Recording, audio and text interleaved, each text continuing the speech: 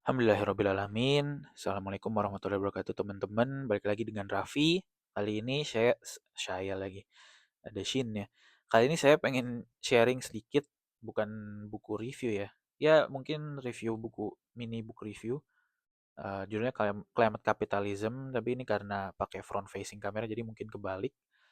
Cuman saya mau sharing dikit terkait climate capitalism. Saya bacanya udah agak lama sih, ini yang nulis Akshat Rati.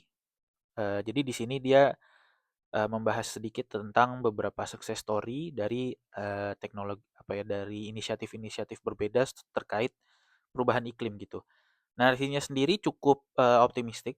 Ini punten ya, tadi saya ngelihatnya ke picture bukan ke kamera, jadi agak aneh matanya. Nah, jadi kenapa menurut saya bacaan ini sangat menarik karena membuat cukup optimis di tengah banyaknya narasi pesimis gitu terkait perubahan iklim, terkait transisi energi.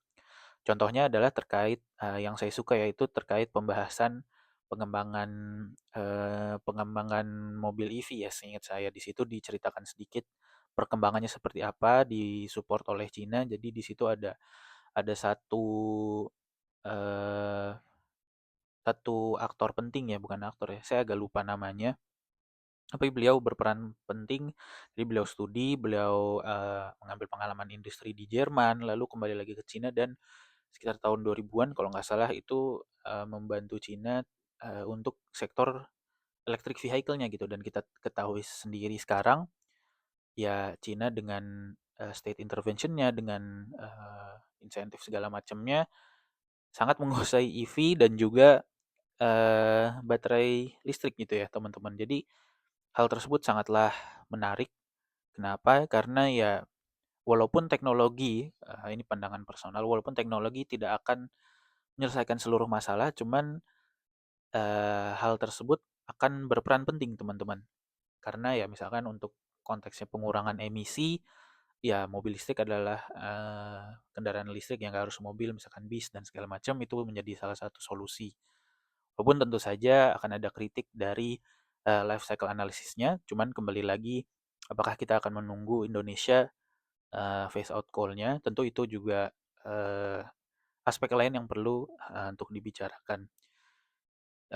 Menariknya itu ya salah satunya teman-teman terkait perkembangan EV. Di situ juga di-share terkait bagaimana UK, ada seorang campaigner di UK kalau nggak salah, mengupayakan untuk target iklimnya di UK itu sudah terinstitusionalisasikan gitu. Jadi walaupun ada pergantian perdana menteri, ada pergantian lainnya, dari bukunya dibilang kalau setiap pergantian tersebut target iklimnya itu tetap apa ya teman-teman, tetap tetap tetap berlaku gitu. Jadi menurut saya hal tersebut sangatlah menarik ya, karena kalau kita kontekstualisasikan di Indonesia dan apalagi perubahan iklim ini jangka panjang ya, effort mitigasinya, ya target yang konsisten itu akan sangat berpengaruh ke perencanaan dari sisi pemerintah itu sendiri gitu.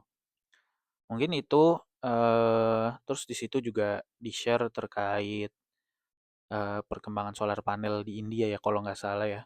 Jadi di situ cukup eh, cukup eksponensial juga perkembangannya dan diceritakan apa saja langkah-langkah dan sukses story-nya.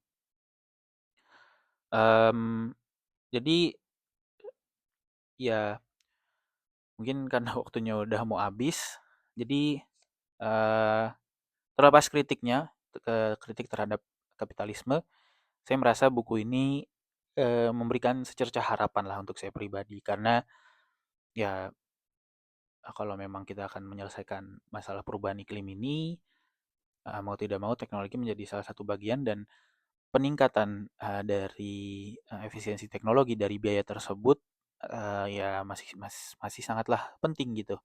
Misalkan dari baterai dan lainnya. Mungkin sekian review singkat dari buku Climate Capitalism. Saya sangat merekomendasikannya untuk dibaca. Dan kalau ada poin diskusi untuk menarik, silahkan ya di kolom komentar. Terima kasih. Assalamualaikum warahmatullahi wabarakatuh.